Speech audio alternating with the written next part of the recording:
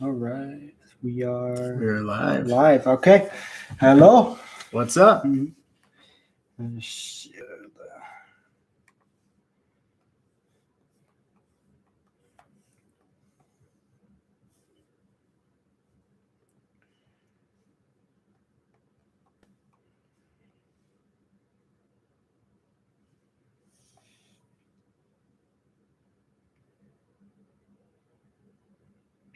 That was the first thing that popped up on my feed. I was like, oh boy. Oh, there's the video. And monitor stream. Oh my gosh, my arm is fucked up. Okay. You know it's bad when like I'm trying to press down on something and it's all right here and I can't do anything.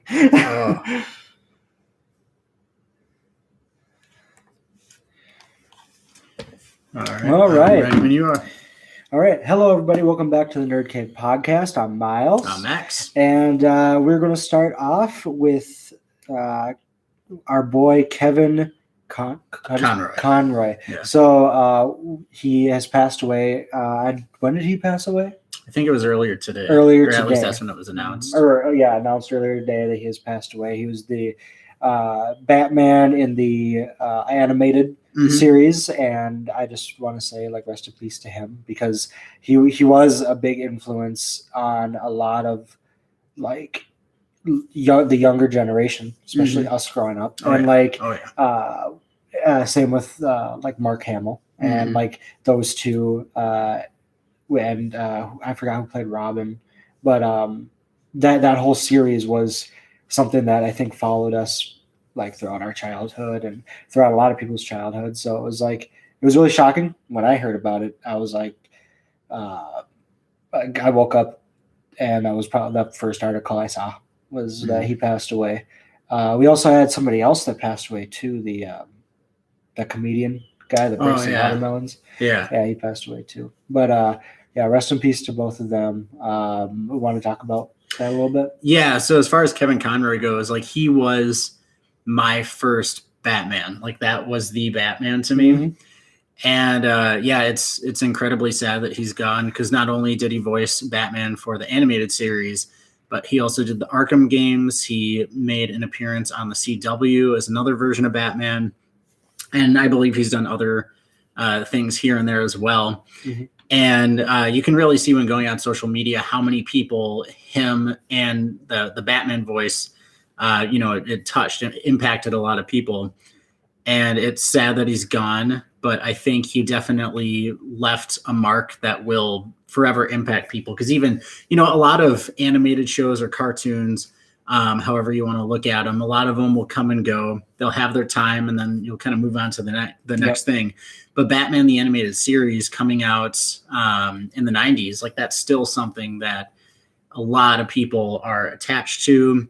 And he, I think, was kind of the standard, and he set the bar for Batman. Definitely. Because he had that grit, that kind of power to the voice, but he didn't overplay it. He made it realistic, but he made it terrifying at the same time. Yep.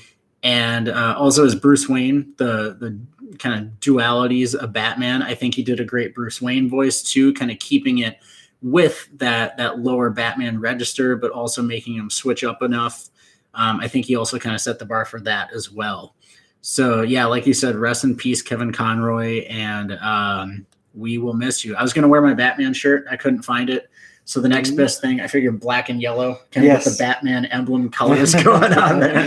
I would like to see, growing up, we grew up a lot with animated TV shows, and like you actually, I think our generation too, we gravitate toward voice actors, we learn about voice actors, and I think we just we're in that generation where it's not just actors that play on movies, it's the actors that do roles behind the scenes that we get attached to, and like because they do such a great job. And for this, like he was definitely, I think, established as that like animated Batman voice and who he was, and like how into it he was in his role. Like that speaks volume, especially since he's passed away, like how much people cared about this man and like what he's done in that industry and being that iconic voice that we all got to know. And yeah, it's sad. It definitely is. And I'm glad, like, it was literally, I saw that and then I saw Mark Hamill's tribute to him, and I was like that's like, that shows like, you know, he was a big impact on that series and who he was. And so yeah, I like that you brought up the voice acting thing, because that's one of as someone who's like gone on to not really do voice acting yet, it is something I want to get into, but just doing impressions and kind of like trying to figure out like how do you get to the point where you can do a different character's voice. I was actually imitating a bunch of voices last night. I was with my buddies online, and we're like fucking around and making noises and shit. We're trying to see what we come up with. Like, I could make really good gurgling noises, like like that kind of shit. Or like, we're trying to see how high our registers can go. It was pretty fun. But yeah, no, it's but yeah, like especially Kevin Conroy and Mark Hamill, like you mentioned, like Batman and Joker. Those were, I think, the two that are like kind of set the tone for getting my interest in voice acting, because you have these people who, like, when they talk, Kevin Conroy didn't have that low like Robin Batman voice, and Mark Hamill didn't have the hello Patsy kind of, you know, he sounds like Mark Hamill. So those two really kind of were, I think, the ground for me getting into the idea of like voice acting and impressions and stuff like that, and just knowing that you can change your voice up and be like, I don't know really what Kevin Conroy's stance was on it, but Mark Hamill, I watched an interview, and he said that, like, for some voice actors, they kind of stand there, they say the line or whatever, but, you know, Mark Hamill would really get into like the Joker face and all that, and start moving around and doing all the mannerisms. I feel like I would do the same, be very animated inside the absolutely booth. Be like, I can't just like stand there and like make a voice without doing anything. I feel like I have to move my hands. It's like one of those things, like, what do you do with your hands? It's like you got to get into the character fully. But yeah, little side tangent, but Kevin Conroy, rest in peace. You've impacted not only the comic book animated world, but voice acting and just the lives of so many people. So rest in peace. Rest in peace, definitely. And one last thing about voice acting, it's like this is a good kind of like segue into voice acting. It's like, I think the fun aspect of it is that, you can kind of be yourself in that booth or whatever it is, and you can kind of like feel it out a little bit, because whenever I hear interviews about voice acting or whatever it is, like, a lot of the time the directors give them the script, but they let them go into their own way of doing it. Like, obviously they'll be like, should I go up, down, whatever, but it's more like they kind of inspire that voice and like find their character in that voice. Mark Hamill and Kevin, and like it's, I think, in anything, I think it's just very inspiring to see, like, creatively somebody being able to just go in there, find something that fits for them, and kind of create their own way of doing it. Absolutely. Yeah, I think it's really cool. And rest in peace again. And it was an unfortunate loss, and I'm glad he's getting the recognition that he definitely deserves. And hard worker. Moving on, we're gonna, from a sadder note, I guess, to a more crazier note. We got some Ezra Miller news. You want to kick this off? Yes. So there's a few things regarding Ezra Miller. No big legal trouble to announce yet. But it sounds like, I've seen a few things about this online. I don't think there's been any press release or anything yet, but a few notable people have said it, that the Fantastic Beasts franchise is not going to move forward. It's very likely it's not going to move forward. And, you know, I think we all kind of saw this coming. The first movie did pretty well at the box office. The second one was kind of rocky. And then the third one had the lowest income of the three.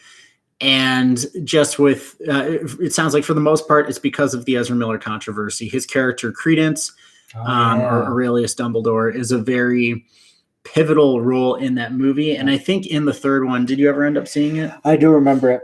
Yes. At the end, they're like, oh, Credence or Aurelius Dumbledore might be dying or whatever. So I think they were working in the steps to write him out if they needed to, which I think was smart. But at the same time, people still had their issues with J.K. Rowling. That's a whole other thing we won't really get into. At least today, you can talk hours about her. Yes, we should definitely have like a Star Wars Harry Potter based. Yeah, I have to.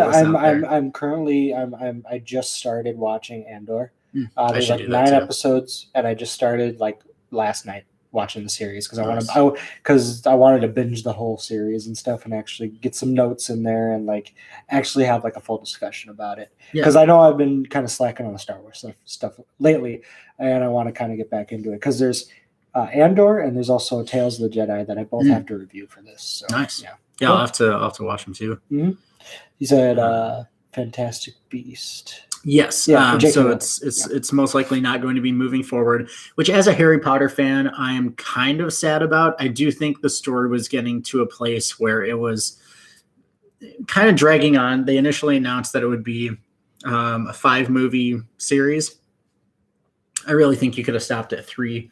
I know trilogies are a popular thing to do, and some people are like, oh, it's just another trilogy. You're going to have this arc, this arc, this arc. But for a story like this, where there's really not a whole lot of, I guess, story to build out in the time frame you have, it did feel like it was being stretched a little thin. And I have heard that Warner Discovery is interested in doing more Harry Potter-based things. I think they should stick to more of the things that were included in the books. So maybe we get the Dumbledore Grindelwald movie or a show or something, or maybe we get a Marauders, the Marauders map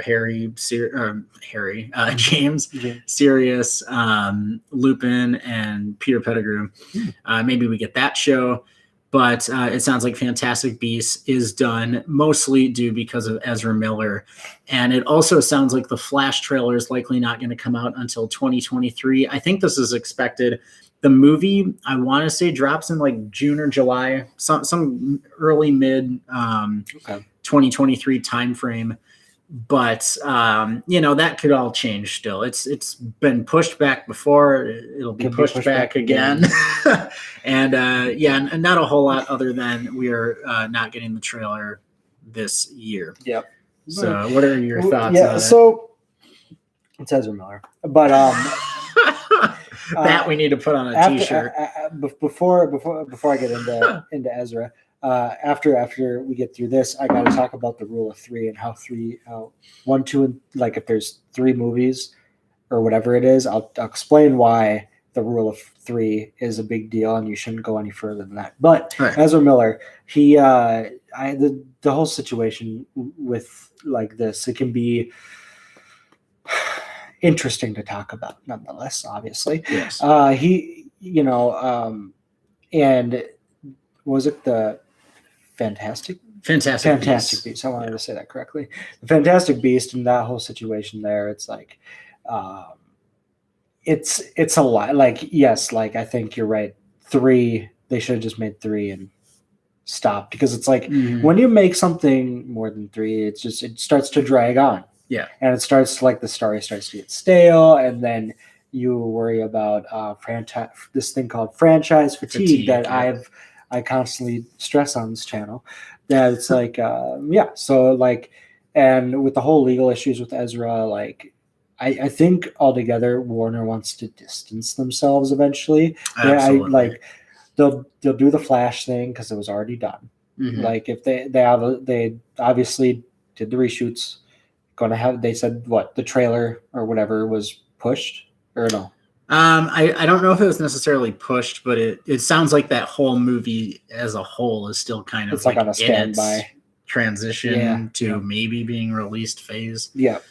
But until that actually happens, So unless we're like, I have a feeling it's going to come out regardless, because from what it's sounding like, it's just like they're putting a lot of effort into this movie with all this bad press on Ezra, where it's like, but they're still talking about it like it's a it's going to come out, and they're still doing production stuff on it like it's going to come out. With my thing, it's like, why keep doing stuff with it if it's not going to release? Exactly. Unless something really big happens. But we'll have to see. Yeah. I doubt it's going to be a tax write-off. They do that for movies. They've done Mhm. that because of the whole HBO thing. But yeah, we'll just have to see. Yeah. We'll have to see. And side tangent about the rule of three. I like to talk about this because it'll take up a little bit of time. The rule of three, the rule of three in video games, the rule of three in movies. You have 3 movies. They do really successful. Star Wars. You take, episode 4, 5, and 6. Really successful movies. You get the prequels. That's great. They release in certain time frames, right? But the thing about the rule of three that's great is you put effort into a trilogy and then don't go further than that. Problem is, with Star Wars, for example, from the trilogy to the prequels, there was a big gap. It was like the 70s, and then you had the early 2000s for the prequels. But the rule of three, it works really well. You put a lot of effort in those 3 movies, tell the story in those 3 movies, but I always say, and I see this a lot, is that franchises, because it makes the money or whatever it is, Halo, even in video games, like they want to proceed telling the story. Mhm. And the thing is, that's cool and that's great, and it's whatever it is, but that franchise fatigue thing that I keep talking about is like you keep releasing stuff and then it gets kind of in this back catalog of things, and then it's like that's why for me like I didn't jump right into Andor. It's because I finally felt that franchise fatigue. Mhm. I love Star Wars. I'll always love Star Wars, but the thing is, when they release a bunch of things all at once, it's hard to keep up with it. And it's like, unless you're like really dedicated and you're really like I don't know, just like really motivated to watch it or whatever it is, it kind of goes in the back of your head, like out of sight, out of mind. Mhm. So, but with the rule of three and like movies, for example, instead of like TV show series, if you make 3 movies, you'll watch those 3 movies because they're 3 movies of the same story. Mhm. When you start to have series, you start to pick and choose what series you want to watch because it's one story about this one person, but not in a movie format. So you'll have episodes releasing every week. So you'll have like 9 episodes, especially now shows are like 48 minutes to an hour long. Yeah. And so in a sense, it's like watching a movie, and not a long movie, but it's like almost like a short film. Mhm. And so you have to take time to do that, but then you have to take up all this information and process it all for the next episode to come out. I have a very what is it called? Like short-term memory, where it's like I can remember like if I watch a whole episode, I won't be able to remember it all unless I write stuff down. Because I'll take in all that information, but I'll totally forget if I don't write things down what happened. Because unless I watch it a second time. And so yes, so like with franchise fatigue and all that stuff, you release things over and over and over. Eventually it just gets stale, and eventually you just start to not love it as much as you did back then. Yeah. You don't appreciate it as much, and that's not saying any of the content is bad. It's just you just start to take it for granted, and then you just finally slowly lose interest instead of like actually being. Yeah, like it's always there, and that's something that I think with me has happened with Marvel a little bit, where it's like you have all of these things constantly coming out. With the movies, it was fine. It's like 4 or 5 movies a year. It's like they're spaced out enough, a couple months, whatever, different stories. But with adding all these series in there, it just kind of seems like the excitement of it is gone. It's like if you had Christmas every month, you wouldn't really look forward to like the snow in December, or like Halloween every month. Yes. It wouldn't be as special. It would be something that it's like, okay, here we are again. Yep. And I think for me, that's the biggest thing personally, is where it's like you need that excitement. Like that's part of the experience. It's like, oh, that movie, like what they're doing with the Batman. It's like that sequel is going to come out in 2025 at earliest. It's like I'm already It's looking taking their forward time. to it. I know that, like, you know, I'm anticipating it. I'm anticipating set photos, trailers, all that. Whereas when you have so much content coming out at once, it's like you'll still have trailers, you'll still have set photos or whatever, but that's also with another series or another movie, and it's just kind of this overload of information. Yep, overload of information, trying to tie things together, and it's just like it's a lot of information all at once, and it's just like there's only so much you can focus on at once, and it's like eventually you just start to be like, oh, I'm lazy. It's like I don't want to watch 9 episodes or whatever it is. Yeah. But for me, like I'm really training my brain to like actually take notes regardless if I talk about it or not, just to remember what happened, so that if I want to have a conversation with someone, at least I have the notes there. Yeah. And that because I have friends that love Star Wars too. So if they talk about stuff that I might not remember in those episodes, at least I have notes there to be like, oh yeah, I remember when this, and this happened. And then it makes me remember that actually happened.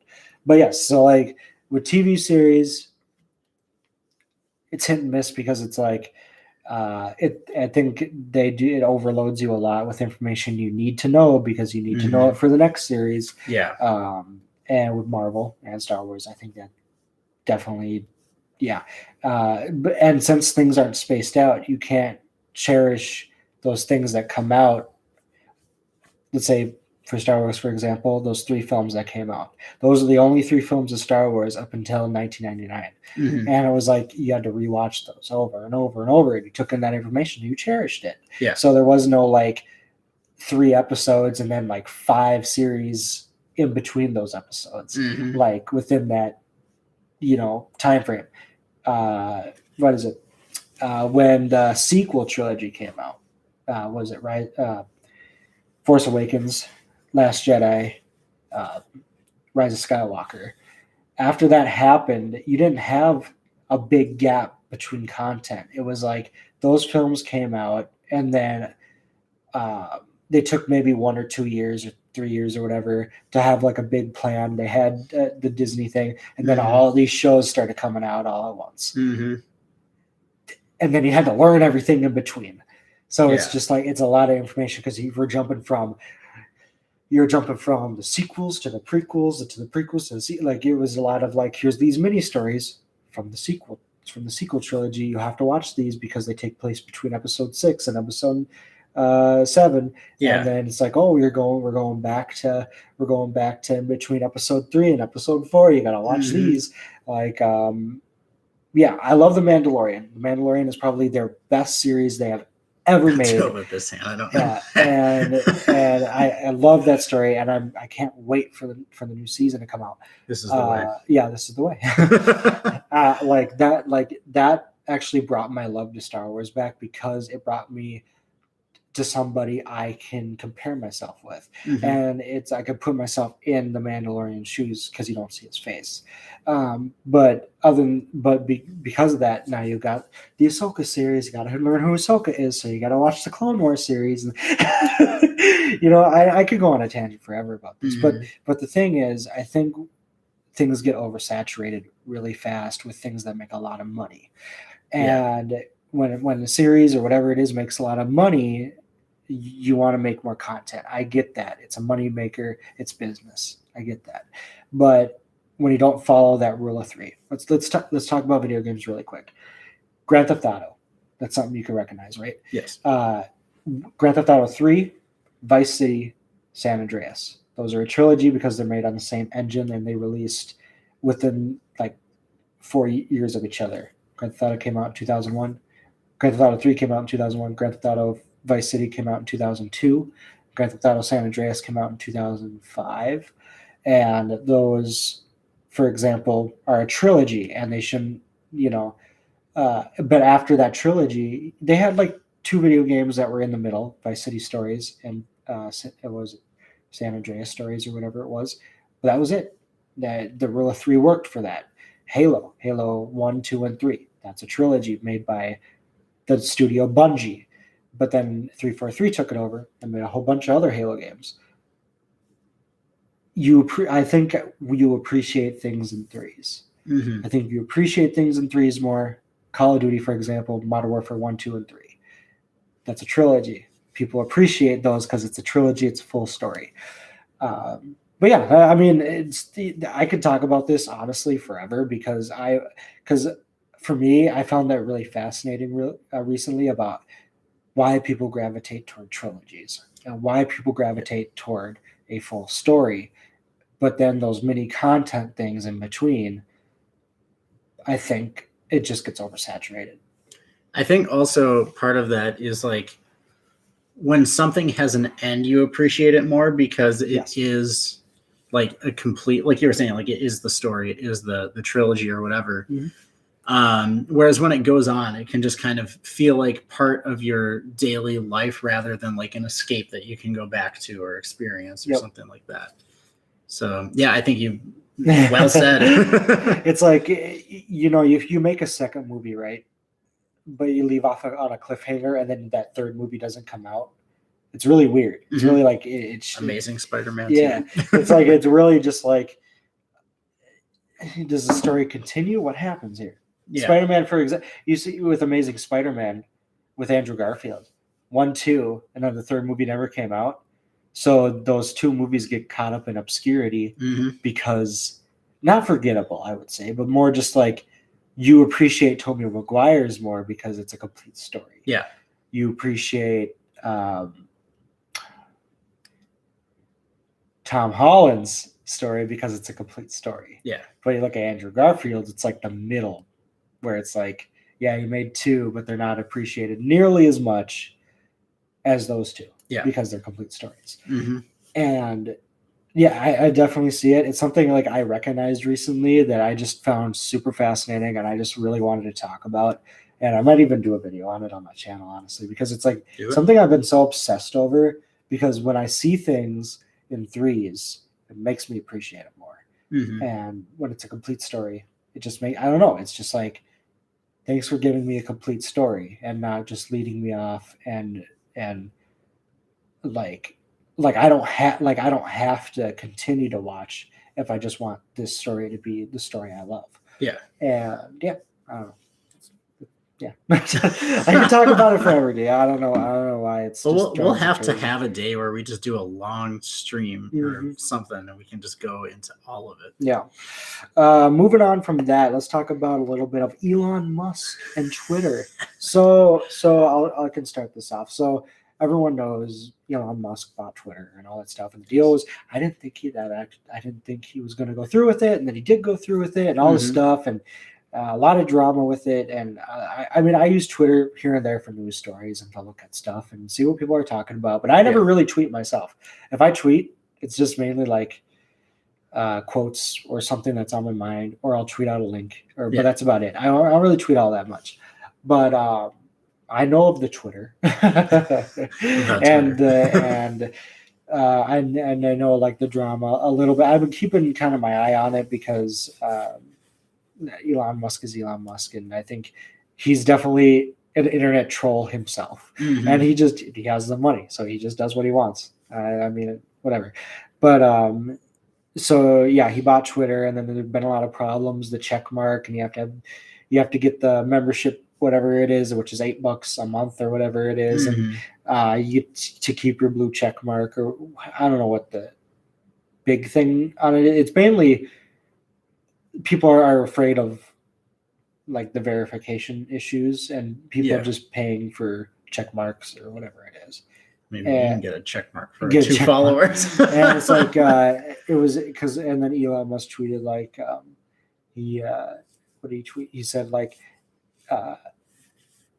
$8 a month is less than $8 you spend at Starbucks every day or whatever. And I guess that was like a big thing or whatever. Yeah, he came for Starbucks. That's not a good idea. Yeah. So I don't know, but it's like a lot of this drama, and it was something I wanted to talk about because it's been in the news circulating about like a lot of things being like old Twitter was better, and all this stuff kind of trending about Twitter and stuff. Like the one thing I think Elon Musk said, tweeting about or saying Twitter is bad, but tweeting on Twitter or something like that, but still using Twitter or something like that. Yeah, So I don't know. Do you have any thoughts on that? Not a whole lot. I would say, I think people, it's funny because Twitter's kind of seen now as the platform where people complain. Yeah. So it's like they're complaining about the platform they're using to complain on. Yeah. And it's like they'll get over it. Yeah, That's kind of the way I see it. It's like changes are going to be made. Yep. Things are going to happen. People are going to complain. Then in a week, they'll forget about it, just like everything else that they complain about on that platform. It's like it's the place to. You're right. It's the place to complain. I think like if you use Twitter, you're either complaining about something or it's just news and like whatever it is. Like when Twitter first came out and stuff, I didn't see the hype about it. Yeah. I was one of those people that was like, all right, cool. So it's just like something you can. It's like it was like Facebook, but you use it more to like say stuff, and just like update people on things or complain or whatever. Yeah, and I didn't really see like an enjoyment with it. That's why I took forever to actually make a Twitter, and then I made a Twitter mainly to when I started my channel and all that stuff, just to have the handle. And then also like now I use a lot for just news and what's trending and to talk about stuff and like find topics and all that stuff. Or if I'm like not in the loop, or if I'm in the loop about something but I don't know the full story, I like to read articles and like get myself caught up on whatever's going on. It's kind of the same for me. I'll use it for three things: news, my tweets either for this or the entertainment outlet, and Tom DeLong's account. Yeah. Tom DeLong on Twitter, man. Let me tell you, that is something special. So some people on Twitter, they can be wild. They're wilding out. Well, like so when Elon was tweeting about all the stuff that he's excited about, he was talking about like the message boards or group message something. Yeah. Some sort of chat thing, and he's like, this will allow people to discuss things to a greater extent, and it'll be good for the platform or whatever. And Tom's response is, I can't wait for people to talk about my body so they can talk about it accurately or something like that. It's just stupid stuff like that, but it's so funny just because it's either like people complaining, people complaining, people are trolling, or exactly. Complaining, controlling, gatekeeping, manipulating. I'll be back in just a sec. So that's the thing about Twitter. I just found that fascinating, and ever since Elon took over, I think it just kind of became its own story. And my thoughts on it are, like I said, indifferent. And if you still use Twitter, it is what it is. But yeah, if you have thoughts on it, let us know. Moving on from the Musk to I want to talk about the Rock and Roll Hall of Fame. Yes. The Rock and Roll Hall of Fame with my boy. Go ahead. Eminem, he was inducted into the Rock and Roll Hall of Fame, and I saw a lot of, like, I think the actual HBO Hall of Fame ceremony it'll be on HBO Max. Oh, nice. Cool. And but I saw a lot of TikToks and stuff on it, and I just couldn't be happier for him. Eminem has been one of my inspirations ever since I grew up. Like, I've listened to him, and he's been part of my childhood, and more so just like he was my style comes from Eminem, the sweatpants, everything. Oh yeah, you mentioned before how you like, especially what was it, in like high school or something, you would really like. Oh, I really did. I had like the Jordans and the sweatpants and the white shirts, and like I would like look on Google to see what Eminem was wearing, and then I would like see what I had to match that. I was very much the same with Green Day. It would be like I had to like see like what leather jacket, kind of like Billy Joe Armstrong's, so I definitely relate to that. So like the he used to wear like these camo shorts, or like these short like the cargo shorts, like the Dickies kind of, and I would wear those all the time, and like but Eminem was like a big thing. Like, I have all the vinyls, and he just growing up, like he was an inspiration of mine when I was going through a lot or whatever it was. My favorite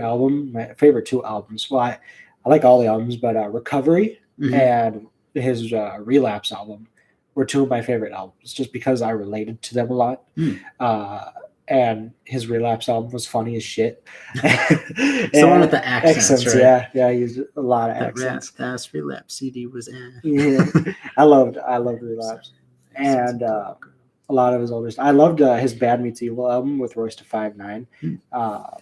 That was like another like in that era. I don't know. I just loved it a lot. And growing up, I was just like I was always inspired by him. I was just always inspired. And he's from Michigan, and like I don't know. He went through a lot of shit, and like he deserved like everything. And seeing him getting inducted finally, I was just so happy. And I was just like, this man did it. He played the Super Bowl. He's in the Hall of Fame now. He's like, like he was inducted into the Rock and Roll Hall of Fame, even though he walks into church and bursts in a ball of yeah, flames. yeah. Like he's I don't know, man. Like he inducted Run DMC. He did the speech for them, and like seeing him, a rapper, getting inducted in the Rock and Roll Hall of Fame, like it just shows like where his stature is and like how big he actually was. He's definitely influenced a generation, and like I can see him to do music until the day he dies. Like he's one of those guys. He just gets better as he ages. Like he did, and at the Rock and Roll Hall of Fame, he did like a 15-minute like performance and shit. So he still has it. He's 50 years old. He still has it. I'm just like, fucking hey, dude. My question is, do you think he's going to ever shave off the beard? No. I think he likes it. I want him to, just to see what he looks like now. I think he'd look pretty much the same as when he didn't have it before. I think you take trying to remember the last time he did. I think it was Marshall Mathers LP2 is when he didn't have the beard the last time, and he pretty much looked like that. Like that man does not age. Like he's one of the he's one of the guys that he just ages like fine wine as he goes. But the thing was, he kept the beard because people were like, that beard's weird, and it was just like he just kept MGK. It. He's just he's just like nah. He's just like, no, I'll just keep it, and it works for him. So I think he ages like fine wine, and like I'll always be a fan of his, and he's, like I said, huge inspiration to me, and I don't know, he's something that has always been a part of my life ever since I can remember. First CD I ever bought was I was in elementary school. Was it elementary? Middle school. We were on a like day trip to the Mall of America, where they're like right when the stores were opening. I went to the Best Buy that was in the Mall of America at the time, and I got Relapse. Relapse was my first Eminem album I bought myself, and ever since then, it changed my life. It's really cool. Yeah, it was a cool story, and like I said, I'm happy for him, and I hope he continues to do some more stuff. So yeah, that's Eminem. Yes. We can jump right into music, do you have any more topics that come to mind that you would like to talk about? I think a lot of music stuff that I have on my mind. Okay, so we're good jumping into music. Yeah. So before we get into like our songs and stuff, I just think it's crazy how many artists are like coming back to tour now. So like we've talked about before, Blink-182. They're touring again. There's a lot of shows and like festivals that are happening that have been announced. And then last week or maybe it was earlier this week, we get Taylor Swift announcing a stadiums tour. She's doing 2 Minnesota shows. Oh, okay. So I might go to both. I might have to. And so like that was really cool because she hasn't toured since the Reputation era, which was I think 5 years ago now, 5 or 6 years. Yeah, because I thought she was going to, but because of the pandemic, she couldn't or something like that. Yeah, and I think she maybe did a few like small ones for Lover, but nothing near on like a full scale tour. And then Paramore announces they're going on tour. So 2023 is taking all of my money. I accepted that. But it's just crazy seeing all of these artists who were either absent or like in Blink's case, it's like Tom came back in 10 years. So it really is when you have a different vocalist in there, to me, kind of like a different band in terms of sound, creativity, influence, and all that. So it's really cool to seeing all these artists come back, and it's a good sign in a few ways. It shows that like things are coming back finally after COVID. It shows that these artists still are driving them, because Blink, like they're like Mark Hoppus is 50. Tom and Travis are getting up there too. I know Paramore, like there was one point where they were considering quitting, and Taylor Swift's just at the point where like if she wanted to stop making music, like she doesn't have to work another day in her life. She's set, but she continues to do it for the passion, which I think is incredible, because she has a lot of fans that care about her music and what she has to say. So I just think it's really cool that all of these artists are still out there, still doing their thing, and we get to experience them, which I think is even cooler, because it's one thing to listen to music and watch music videos and support the artist with merch or whatever, but actually seeing them live, it's like you are part of it, you know? So I am grateful to those artists for what they're doing in terms of touring. Yeah, no, I totally, one thing that's been surprising is like seeing the bands we grew up with still touring. And it's like, now we get the chance, we have the money to go see their shows, because like we actually have jobs that we can go get the tickets for. They're expensive, but seriously. But no, I think it's really cool. Green Day, especially, like it's like and like all these Green Day, Paramore, Taylor Swift, Black Veil Brides, all the Blink, all these emo shows and emo bands, and also just like people we grew up listening to, and all these festivals and all these tours and stuff. And it's just like, wow, like I think one, it's to make up for like what a lot of had planned for like 2020 and all that kind of stuff. Yeah. But two is I think it's just like these artists are passionate for what they do, and it's like I think they want to be on the road with these other bands and like connect. Like one thing, like I see a lot of collabs, a lot of collabs with artists, and like and what was it, Sum 41 and what's that one band? They did a song recently. Oh, Simple Plan. So, yeah, Sum 41 and Simple Plan, like that. When they did that collab, like band collaborations. Yeah, that's really cool. Yeah, and I'm just like, I don't know. It's just unique stuff you still see today. Sure, like these bands are getting older, but it's like for us, like they're almost still in their prime. Yeah, it's like a weird thing, and it's like, yeah, I don't know. And it's just the festivals and all that kind of stuff. Like, it depends on what festival you go to. I hear not all of them are all that great. People, and also just like how venues and shit are set up. Oh yeah, there's definitely issues, and like all that assaults and shit. Like that's not right. But if you can get to an actual show and not have that happen, like I do hear that they're really good, and I do hear good experiences, and like it's about making that experience and like wanting that experience and all that kind of stuff. And it's like seeing your favorite band. Yeah, I don't know. It's just like you have a chance to see your favorite band now, and like I've like in this past like 2 years, I've researched a lot of new bands. I listened to a lot of new stuff, and just got a whole new insight of just music and what bands are doing these days and all that kind of stuff. So it's really cool. Yeah. Really cool. Insanely cool. Should we get into our songs? Yeah, go ahead. Yeah, you could start.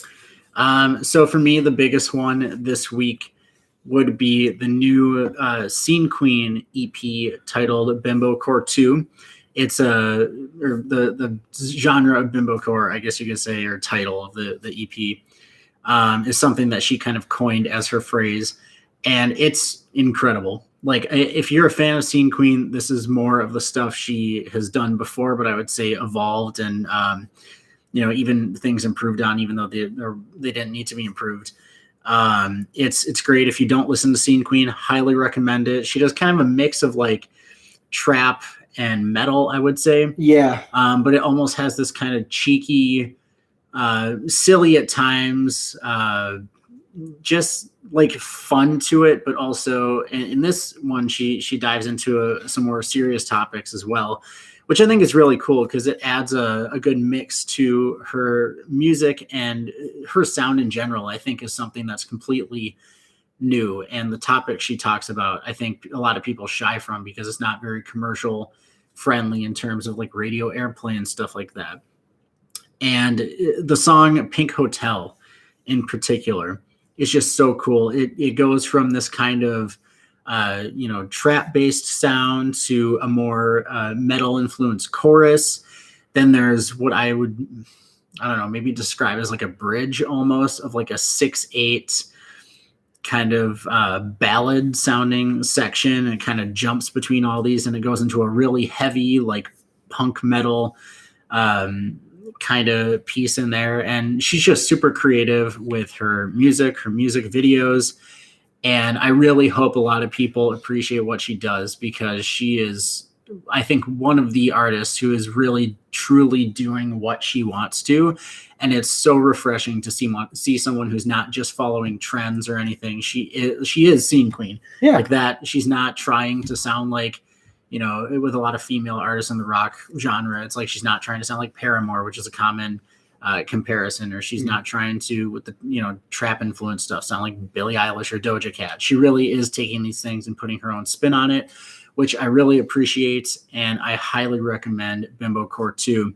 As far as other music, I believe the song is called Illusion or Illusions. I can't remember the exact phrasing of it, but it is by Carly Hansen. I've been a big fan of Carly Hansen's for a while. She's an artist out of Wisconsin, but I believe she lives in LA now, so kind of a close connection to Minnesota. Yeah. But this song, I would say, is very indie sounding almost, and it has a really cool feel to it. Carly Hansen's kind of jumped in between. I would say her main genre is pop, but she's done some trap, some more rock influenced things, and it sounds like now she's going for more of like I was saying, kind of like an upbeat, chill indie sound, if that makes sense. And it just has a really cool vibe to it. I would say it's an incredible driving song. And I know for some people, when you say a driving song, it's like, oh, it's something to have in the background. For me, that's like the highest compliment, because if I can't listen to something when I'm in the car, I don't care about it. Right. So I think it's an incredible driving song, or if you're a person who doesn't like that term, it's an incredible song. It's one, like I was talking about with Scene Queen, Carly Hansen's another one of those artists that I think is really making an impact in the sound of, not really sticking to a genre and really kind of finding who they are and putting that out in their music. Incredible lyricism there as well. And that's it as far as Carly Hansen goes. Other things I've been listening to, Anti-Hero by Taylor Swift has just been a constant play for me. Mm-hmm. Like, it might be my top song on Spotify Wrapped, because I can't stop listening to it. There's something addicting about it, and I am completely fine with that. So it's okay. That's about all I have for music. What do you got? Okay. I've been exploring some Minnesota artists a little bit. Okay. So I've been listening a lot more Modson. I listened to his newest song, Movie Star. That is a good song. Yeah. Yes. I've been kind of going through his catalog and stuff. I really like a lot of his newer stuff. Recently I was like, I'm gonna check this guy out. Like when I kind of learned more recently that he was from Minnesota, I didn't even know that until I think either you or my cousin told me, and I was like, oh, like he's a Minnesota boy, and I was like, okay, I'll go back and listen to him, and I really like his stuff. I dig his vibe. I like what he's been doing recently, and his whole thing with Avril Lavigne and stuff. Like, I respect that, and he just seems like a cool dude, and like whatever. And I really like a lot of his songs. Here, I'll have you heard Heavy, the song of Black Bear? Where is that new? No. Oh, yes, I have. I had to have listened to that song. Heavy. Yes, I did. Okay. Yes, I heavy. Yeah. Yes, I did hear that song. That was probably one of the first songs I heard with Modson, and ever since then, I was like, okay, who's this guy? So Modson, I respect him. I like a lot of his stuff. What is another one I've listened to? I listened to like all these. It's like Stay Away, Karma. Oh yeah, all those or whatever. His whole first album is really all of his music. But I think what's it called? Internet Killed the Rock Star. Oh yeah. That whole album is so cool because it has lots of different sounds on there. Like there's some early 2000 sounds, there's some modern rock sounds, there's some trap kind of pop sounding stuff. Mhm. Yeah, I highly agree with that. Go check out Modson. Yeah, go check out Modson. Like, yeah, I've been listening to him. I went back and listened to Owl City a little bit. Nice. He's been really teasing his new album, so I've been anticipating it quite a bit. All the new sounds he's been working on is very much like it's a vibe. Definitely a vibe, and he can't wait for his new album to come out. But I went back and listened to like his newest album was Cinematics, and that's all his instrumentals are really great. Obviously, you know, you got your Fireflies and that whole album that he did when he really got big and stuff. But I like his work recently, just kind of doing his thing. Yeah. It's really cool. He actually did a live like a couple days ago, and he shared some of the stuff he's been working on and all that, kind of telling stories about what instrumentals and what the stories are behind them. Oh, that's cool. I'll have to see if it was one that was saved because I'd be interested to see that. Let's see. I went a little bit into some Atmosphere because he was an OG, so I listened to some of his stuff. Nice. But let's see. Who else is from here? AWOL Nation. Is that Minnesota? I think so. I think they're Minnesota, and yeah, they are. So I've been listening to them a lot. Other ones I've been listening to. I went through Water Park's album. What is it? Water Park's Greatest Hits? No, not Greatest Hits. I listen to that one all the time. Entertainment 2018. It's a great one. One song I've been listening to a lot is Rare. Tantrum's a good one too. Not Warriors, I think, is my personal favorite off of it. I have to re-listen to Double Dare again. I don't remember a whole lot about that album, so I'll have to go back and stupid.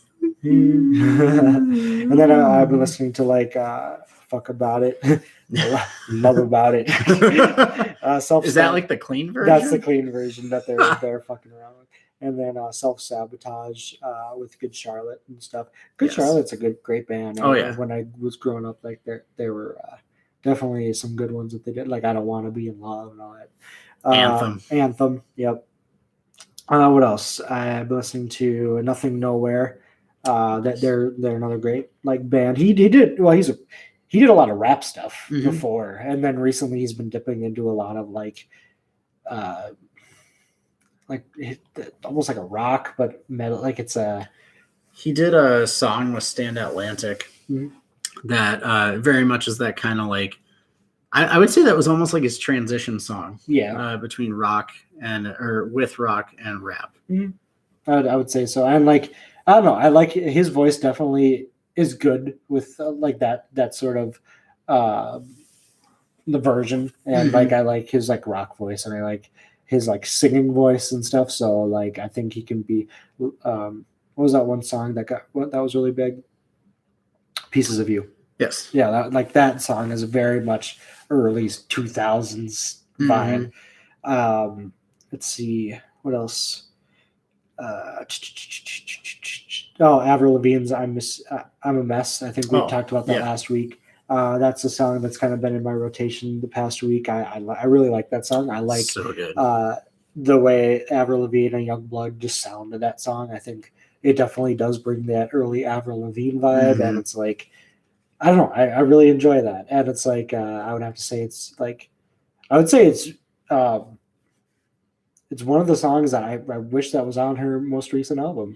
If they did that song earlier, I think. Let me see, seeing if there's anything else here. Edging. I'm kidding. Hey, I'm still listening to Edging a lot. It's the number one alternative airplay song right now. Which is crazy. Other than that, I've been going back listening to some older Black Bear stuff, listening to his Dead Roses album and all that. So nice. Pretty cool. So that's it for music for me. But overall, I'm just kind of exploring a lot going back on my catalog and listening to a lot of albums and all that kind of cool stuff, and a lot of Eminem. So, always. Yeah, always. But I think that's it. I want to thank everyone for joining us. Yes. What's that? Scully. Anyway, so thank you guys so much for watching. This has been the NerdKave podcast. I'm Miles. I'm Max. And we will see you in the next one. Have a good one.